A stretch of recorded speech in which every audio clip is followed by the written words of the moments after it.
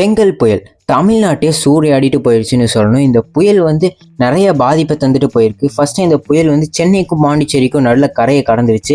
என்னதான் கரையை கடந்தாலும் அவ்வளோ மேகத்தையும் கூட்டிகிட்டு வந்து சரியான மழையாயிடுச்சு.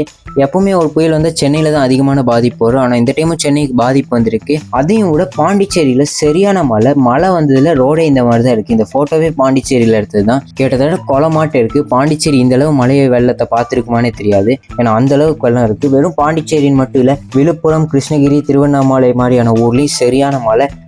இடமே இந்த மாதிரி வெள்ளமாக தான் இருக்குது. அந்த அளவுக்கு மழை வந்திருக்கு. அதுவும் இல்லாமல் லேண்ட்ஸ்லைட் எல்லாம் வேறு நடந்திருக்கு. தமிழ்நாட்டில் ஒரு புயல்னால் லேண்ட்ஸ்லைட் ஆகிருக்கிறது இதுதான் முதல் டைம்.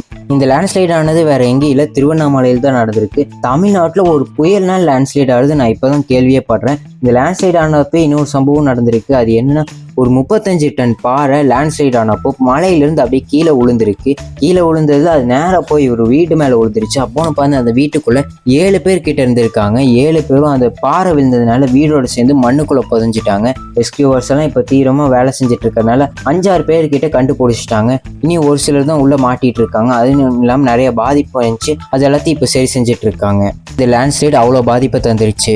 இந்த லேண்ட்ஸ்லைடான மலை வந்து அருணாச்சலா அப்படின்னு திருவண்ணாமலையில் இருக்கிற இது ஒரு ஹில்ஸ் தான். இங்கே வந்து வீடு கட்டக்கூடாதுன்னு கவர்மெண்ட்டில் கோர்ட்டில் கேஸ் வேறு போயிட்டு இருக்கு. ஆனால் அதையும் மீறி நிறைய பேர் வீடு கட்டி அங்கே குடியெல்லாம் போயிருக்காங்க. அதுவும் இல்லாமல் இது கவர்மெண்ட் சொத்து வேறு, எல்லாமே இல்லீகல் வீடு தான் கட்டியிருக்காங்க. கேஸ் போயிட்டும் அதையும் மீறி இவங்க வீடை கட்டியிருக்காங்க கவர்மெண்ட் ரூல்ஸை மீறி.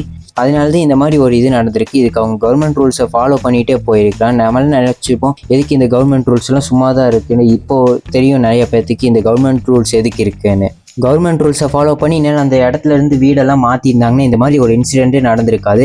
அந்த இன்சிடென்ட்டை நம்மளால் தடுத்துருக்க முடியும். அதையும் மீறி கவர்மெண்ட் ரூல்ஸ் எல்லாம் மீறிட்டு அவங்க வீடு கட்டினதுனால இந்த லேண்ட்ஸ்லைட் நிறைய பேர் பாதிக்கப்பட்டிருக்காங்க. வெறும் லேண்ட்ஸ்லைட் மட்டும் திருவண்ணாமலையிலால ரோடே வெள்ளமாக இருக்குது. பஸ் எல்லாம் இந்த மாதிரி தான் போயிட்டுருக்கு. வெறும் திருவண்ணாமலையில் மட்டும் இல்லை, சென்னையில் கூட ரோட்லலாம் தண்ணியில் தான் இருக்குது. இன்னும் நிறைய இடத்துல கிளியர் பண்ணாமல் தான் இருக்காங்க. வெள்ளத்தில் தான் ரோடே இருக்குது. இன்னும் நிறைய இடத்துல மழையோட சேதம் இருந்துகிட்டே தான் இருக்குது. இந்த மாதிரி ரோடே வெள்ளமாக தான் இருக்குது நிறையா பக்கம். இதை விட நிறைய இடத்துல கரண்டே இல்லை. கிட்டத்தட்ட திருவண்ணாமலையிலாம் 3 நாள் கரண்ட் இல்லாமல் இருந்திருக்காங்க மழை வந்தப்போ. பாண்டிச்சேரிலாம் கிட்டத்தட்ட 2 நாள் கரண்ட் இல்லாமல் இருந்திருக்காங்க. நம்மளே ஒரு நாள் கூட கரண்ட் இல்லாமல் இருக்க முடியாது. ஒரு நாள் ஷட் டவுன் ஆனால் எப்போ சீக்கிரம் கரண்ட் வரும்னு எதிர்பார்த்துட்டு இருப்போம். ஆனால் அவங்களாம் 3 நாள் கரண்ட் இல்லாமல் இருந்திருக்காங்க. இதை விட 46 வருஷம் கழிச்சு ஒரு புயல்னால கோயம்புத்தூருக்கு மழை வரப்போகுதுன்னு சொன்னாங்க. ஆனால் கோயம்புத்தூரில் அந்தளவு மழையே இல்லை. ஒரு புயல் வந்து ஒரு 3 நாள் கழிச்சு தான் மழையே வந்திருக்கு. ஆனால் திருவண்ணாமலையை எங்கள் ஊரில் வரப்போகுதான்னு எதிர்பார்த்துட்டு இருந்திருப்பாங்க.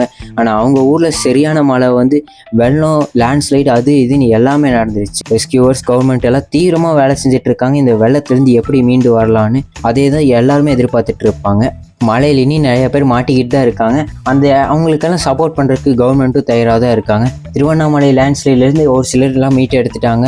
இன்னும் ஒரு சிலர் தான் கொஞ்ச நாள் எடுத்துருவாங்க. இந்த வீடியோ எவ்வளோ நேரம் பார்த்துருந்தீங்க லைக் பண்ணுங்கள், ஷேர் பண்ணுங்கள், கமெண்ட் பண்ணுங்கள். முக்கியமாக சப்ஸ்கிரைப் பண்ணி அந்த பெல் ஐக்கானை கிளிக் பண்ணிக்கோங்க.